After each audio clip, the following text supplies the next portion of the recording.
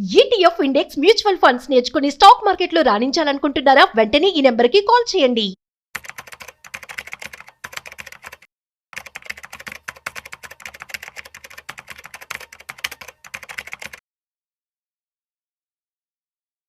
Sir నమస్తే sir. Sundara Reddy గారు. నమస్తే సార్. సుందరారెడ్డి గారు, గత 2 సంవత్సరాల నుంచి మార్కెట్లు నెగటివ్ రిటర్న్స్లో ఉన్నాయి. 85,000 నుంచి 72, 73 దాకా వెళ్ళిపోయినాయి. ఆల్మోస్ట్ ఒక 10 to 12% మార్కెట్లు పడ్డాయి.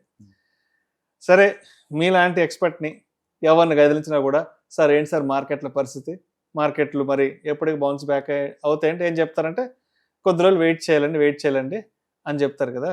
మరి ఈ కొద్ది రోజులు అంటే ఎన్ని రోజులు వెయిట్ చేయాలి, ఎన్ని నెలలు వెయిట్ చేయాలి, ఎన్ని సంవత్సరాలు వెయిట్ చేయాలి? ఇప్పుడు జపాన్లో మార్కెట్లు 20 ఏళ్ల తర్వాత ఆల్ టైమ్ హైక్ వచ్చాయి కదా. అంటే ఇప్పుడు మరి ఇక్కడున్న ఇండియన్ ఇన్వెస్టర్స్ కూడా మరి వెయిట్ చేయాలి అన్నదానికి ఒక 5 ఏళ్ళు వెయిట్ చేయాలా, 10 ఏళ్ళు వెయిట్ చేయాలా, 15 ఏళ్ళు వెయిట్ చేయాలా? ఏంటి ఈ వెయిట్ చేయడం అనే దానికి ఉన్న పారామీటర్ ఏంటి అసలు? బేసికల్గా ఏ ఎక్స్పర్ట్ అడిగినా సరే వాళ్ళ సొంత ఒపీనియన్ వాళ్ళు ఎప్పుడు చెప్పారండి, హిస్టరీ చూసి చెప్తారు అంతే. అలా ఇప్పుడు ఒక మ్యూచువల్ ఫండ్లో పెడితే ఎంత వస్తుంది అన్నారు అనుకోండి, హిస్టరీ రిఫరెన్స్గా బేస్గా తీసుకొని యావరేజ్ మీద ఇంత వస్తుందని చెప్తారు తప్ప వాళ్ళ ఒపీనియన్ ఓన్గా ఇంత అనుకుంటున్నా అలా చెప్పలేరు ఎవరు. చార్టిస్ట్ ఎప్పుడు చార్ట్ హిస్టరీలో ఉంది, ఫ్యూచర్లో ఇంత రావచ్చు ప్రాబిలిటీ అని చెప్తారు అంతే. అందుకని ఎన్ని రోజులకి ఈ మార్కెట్ పడితే ఎక్కడ దాకా పడితే బౌన్స్ అవుద్దని అనేది ఎవరు వెయిట్ చేయలేరు. అలాంటి ఇండికేషన్ లేదు, అసలు ఇండికేటర్ లేవు కూడా ఎక్కడ కూడా. మరి మనం ఎప్పుడు పెరిగిద్ది అంటున్నారు కదా, ఎప్పుడు స్టార్ట్ అవుద్ది పెరగటం అని అంటే మనం ఎనీ పాయింట్ ఆఫ్ టైంలో మార్కెట్ మనం చూసాం అనుకోండి, నీకు 3 రకాలుగా రిస్క్స్ ఉంటాయి, 3 రకాలుగా ఫాలో అవుద్ది. ఒకటి టెంపరీగా పట్టాం, మార్కెట్ టెంపరీగా పట్టాం ఏదో ఒక ఇష్యూ వల్ల, స్ట్రక్చరల్ ప్రాబ్లమ్స్ కావాలి, ఏదో ఒక ఇష్యూ వల్ల. అంటే పొలిటికల్ అన్సర్టనిటీ వచ్చింది, కోవిడ్ లాంటివి వచ్చినాయి, వార్ లాంటివి వచ్చినాయి. ఇది కొన్ని 100 సంవత్సరాలు జరగవు కదా, 2 ఏళ్ళు 3 ఏళ్ళు 5 ఏళ్ళు జరుగుతాయి కదా. అంటే ఒక ఈవెంట్ ఏదైనా వస్తే దానివల్ల వచ్చిన సైడ్ ఎఫెక్ట్స్ ద్వారా ఒక 2 to 3% ఆగిపోయాయి అనమాట ఎక్కువసార్లు. ఇవి టెంపరీ ఫాల్ అనుకోవచ్చు మనం. ఇప్పుడు ఇక్కడ ఏమొద్దంటే సెంటిమెంట్స్ డౌన్ అయిపోతాయి, అందరికి పెసిమిస్టిక్ వ్యూ డెవలప్ అవుతుంది, అండ్ మార్కెట్లో ఉంచుకోలేక పొజిషన్స్ మొత్తం అమ్మేస్తూ ఉంటారు. ఇలాంటివి జరుగుతూ ఉంటాయి అనమాట ఇక్కడ. బట్ ఇవన్నీ క్విక్ రికవర్ అవుతాయి, పోగొట్టుకొని తిరిగి వచ్చేది. ఎందుకంటే అది రియల్ ప్రాబ్లం కాదు, అది రియల్ ప్రాబ్లం కాదు, అంతే క్విక్గా మళ్ళీ మూవ్ అవుద్ది అనమాట అది. అందుకని సపోజ్ ఇప్పుడు గల్ఫ్ నుంచి రిమిటెన్స్ తగ్గుతాయి అని చెప్పేసి ముందే వాటిని షార్ట్ కొడతారు. కానీ గల్ఫ్లో అన్ని బాగానే ఉన్నాయి కదా, ఫ్లైట్ బాగానే తిరుగుతున్నాయి కదా, యుద్ధం జరుగుతుంది ఒకవైపు జాబ్లన్నీ బాగానే చేసుకుంటున్నారు కదా, అక్కడ ఏం క్లోజ్ చేయలేదు కదా. ఈవెన్ ఎడ్యుకేషన్ వ్యవస్థ కూడా లేదు, ఆన్లైన్లో చెప్పుకుంటున్నారు తప్ప వాళ్ళు స్కూల్ నేను క్లోజ్ చేయలేదు కదా. అంటే ఇంకొక ఆపర్చునిటీ ఓపెన్ చేసుకుంటున్నారు ఇది క్లోజ్ అయితే. అంతే, మనం ఊహించినంత ఎఫెక్ట్ ఉండకపోవచ్చేమో, బట్ ఈవెంట్ జరిగినప్పుడు మార్కెట్ ఉలిక్కి పడుతుంది, మార్కెట్ పడగొట్టిద్ది. ఈవెంట్ అయిపోయిన తర్వాత లెక్కలు చూసుకొని అరే నేను అనుకున్నంత పడలేదు ఈ మార్కెట్ అని చెప్పి మళ్ళీ పైకి లేద్ది. అంటే వీ షేప్ రికవరీ జరిగింది అనమాట. అవి షార్ట్ టర్మ్ వాలటిలిటీ. యూజువల్గా ఏంటంటే ఏదో ఒక ఈవెంట్ అనమాట, వారు అంటే పొలిటికల్ అన్సర్టనిటీ ఇలాంటిది జరిగితే అవి క్విక్గా రికవర్ అవుతాయి, విత్ ఇన్ 3 yearsగా రికవర్ అవుతాయి. ఇప్పుడు దాకా మనం చూసిన అన్ని లేదు ఈ టైప్ ఇండియాలో చూసినాయి. కోవిడ్ కావచ్చు 6 నెలల్లో రికవర్ అయింది, అండ్ 2008లో కావచ్చు 2 yearsలో రికవర్ అయింది. ఇండియాలో ఇప్పుడు చూసిన ఈ 31 yearsలో మనం నిఫ్టీ వచ్చిన కానీ చూసుకుంటే కనుక 31 years నుంచి చూస్తే ఆల్మోస్ట్ మ్యాక్సిమం లేదా 2 years ఉంది వర్స్ట్. 3rd year కల్లా ఎంతకంత రికవరీ స్టార్ట్ అవుతుంది అనమాట. రైట్. అండ్ రెండోది ఎకానమీ సైకిల్స్ కనుక టర్న్ అయితే, ఇప్పుడు వడ్డీ రేట్లు బాగా పెరుగుతా పోతుంది అనుకోండి, మార్కెట్ చాలా పెయిన్ గురి అవుద్ది, మార్కెట్ స్లో అయిపోతుంటుంది. ఈ వడ్డీ రేట్లు పెరిగి ఒకసారి అవుతాయి కదా, ఇది పడే కొద్దీ ఎకానమీ ముందు పోతూ ఉంటుంది, అట్లా ఎకానమీ సైకిల్తో గేమ్ ఆడటం. ఇదేంటంటే 3 to 7 years దాకా ఉండొచ్చు. అలాంటప్పుడు 3 to 7 years వరకు ఉండొచ్చు ఇలాంటి ఎకానమీ సైకిల్స్. ఇండియాలో ఇలాంటి పెద్ద ఇప్పటిదాకా ఏం రాలేదు, ఇండియాలో ఈ టైప్ అయితే ఎప్పుడు రాలేదండి.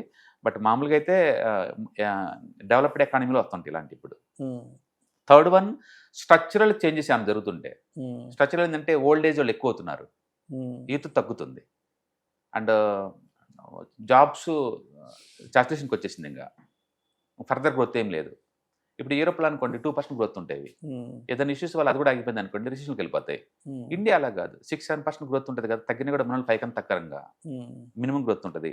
కానీ స్ట్రక్చరల్గా మనల్ని కూడా ఇండియాలో ఓల్డ్ ఏజ్ పాపులేషన్ ఎక్కువ అవుతుంది అనుకోండి, స్ట్రక్చరల్ చేంజెస్ వస్తాయి కదా. ఇంకా అలాంటి ఎకానమీ ఏదైనా స్లో అయ్యే ఛాన్స్ ఉంటే టోటల్ ఎకానమీ కూడా ఇప్పుడు 6 to 7% గ్రోత్ నుంచి మనం కూడా 1 to 2% గ్రోత్కి వచ్చాం అనుకోండి, ఎకానమీ పెరిగే కొద్ది ఏమవుద్దంటే బేస్ పెరుగుతుంది కాబట్టి నీకు ఇంకా ఫాస్ట్గా ఇంత ముందులా పెరగవు అనమాట.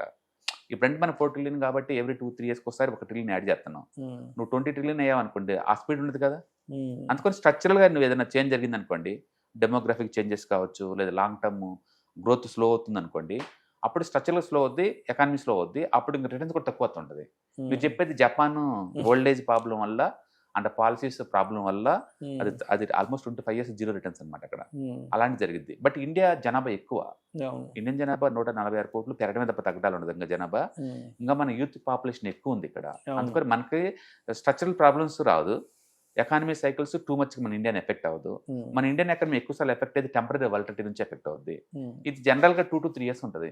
అందుకని ఏ ఎక్స్పర్ట్ అంటే ఏమవుతాడంటే మ్యాక్సిమం 2 years పడిద్దాం, మా తర్వాత రికవర్ అవుద్దని చెప్తారు జనరల్గా. అవన్నీ హిస్టారికల్ డేటా చూసుకుని తప్ప ఎగ్జాక్ట్లీ ఇక్కడ నుంచి పడుతుంది, ఇక్కడ నుంచి పెరుగుతుంది అనడానికి ఏం లేదు. అయితే చార్ట్లో ఏముంటుంది, టెంపరీగా ఏదంటే ఎక్కడ బౌన్స్ అయింది అనుకోండి, ఇంతకుముందు అయింది కాబట్టి ఇప్పుడు కూడా అయ్యే ఛాన్స్ ఉంది, అలా చెప్తాం అంతే. కాబట్టి టెంపరీ వాలటిలిటీ వస్తేనేమో 2 to 3 years. ఇండియాలో ఎక్కువ సార్లు వచ్చేది ఆ టెంపరీ వాలటిలిటీ, అది వరల్డ్ వైడ్ ఇష్యూస్ వల్ల వస్తుంది. రెండోది economy cycles up and downs వల్ల ఒక 3 to 7 years వరకు, అంటే ఒక 5 to 7 years అనుకోండి, అవి ఆపుతుంది టెంపరీగా. బట్ ఓవరాల్గా స్ట్రక్చరల్గా చేంజెస్ వస్తుంది అనుకోండి, ఎకానమీ స్లో అవ్వటం, అంటే పాపులేషన్ ఇది అవ్వటం, అన్ఎంప్లాయ్మెంట్ ఎక్కువ అవ్వటం, ఇలాంటి జరిగింది అనుకోండి, అప్పుడు గ్రోత్ స్లో అయిపోద్ది. కాబట్టి అది రియల్ ఎఫెక్ట్ అవుద్ది. అందుకని ఇండియా లాంటివి స్ట్రక్చరల్ డిక్లైన్స్ ఇప్పుడల్లా ఉండవు. కాబట్టి ఏదో economy cycle or temporary volatility వల్ల మనోళ్ళు లేట్ అవ్వచ్చు. అందుకని నేను వరస్ట్ అనుకుంటే ఇండియాలో మేబీ 5 to 7 years స్లో అవుతాయేమో కానీ జపాన్ లాగా 10 years 20 years ఉండవు అసలుకి.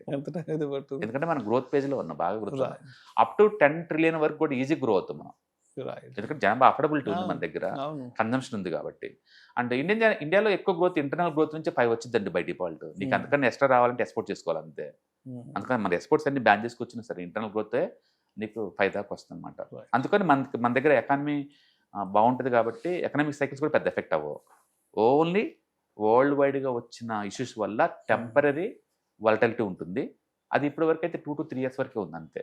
ఇప్పుడు ఆల్రెడీ మనం 2 years లోలో ఉన్నాం కాబట్టి ఇక్కడ నుంచి పడేదానికన్నా కూడా అది టైం కరెక్షన్ కానీ అయ్యి లేదా ఎంతకంత రికవర్ అయ్యే ఛాన్స్ ఎక్కువ ఉందని అట్లా అనుకోవచ్చు. ఏదైనా కానీ మార్కెట్లోకి వచ్చేటప్పుడు మీరు ఈక్విటీ జోలు వెళ్తున్నారనుకోండి, మెంటల్గా ప్రిపేర్ అవ్వండి. 3 to 5 years తర్వాత ఉండేలాగా ఉంటేనే దింజోలు రావడం బెటర్. అండ్ అదే నీకు డెట్ ప్లస్ ఈక్విటీ పెట్టారనుకోండి, మీరు 3 yearsకి బ్యాక్ వెళ్ళిపోవచ్చు. అట్లా మీరు కన్జర్వేటివ్ ఉంటే ఈజీ అనమాట. అచ్చం ఈక్విటీ ఉంటే మాత్రం మీరు ప్లాన్ చేసుకోవాలి మినిమం 5 yearsకి అట్లా. బట్ హిస్టరీ ఏం చెప్తుందంటే 7 years అనుకుంటే ఈక్విటీలో మీకు లాస్ అయ్యే ఛాన్స్ 0 అని చెప్పింది. మీరు నిఫ్టీలో కానీ సెన్సెస్లో కానీ పెట్టి ఇన్వెస్ట్ చేస్తే 7 years ఉంటే హిస్టరీ అది చెప్తుంది. Right sir, right. Thank you sir. Hello friends, financial freedom మీద వెబినార్ జరగబోతుంది. ఇది డైలీ 3 hours ఉంటుంది, 3 days ప్రోగ్రామ్. దీంట్లో మీకు ఫైనాన్షియల్ ఫ్రీడమ్ ఎలా సాధించవచ్చు via with ETFs, index funds, mutual funds ద్వారా డీటెయిల్ గా ప్రాక్టికల్ వేలో మీకు ఎక్స్ప్లెయిన్ చేయబడుతుంది. అండ్ దీంట్లో ఎనీ డౌట్స్ ఉన్నా సరే ఇమీడియట్ గా వెబినార్ లోనే ఎక్స్ప్లెనేషన్ చెప్తారు.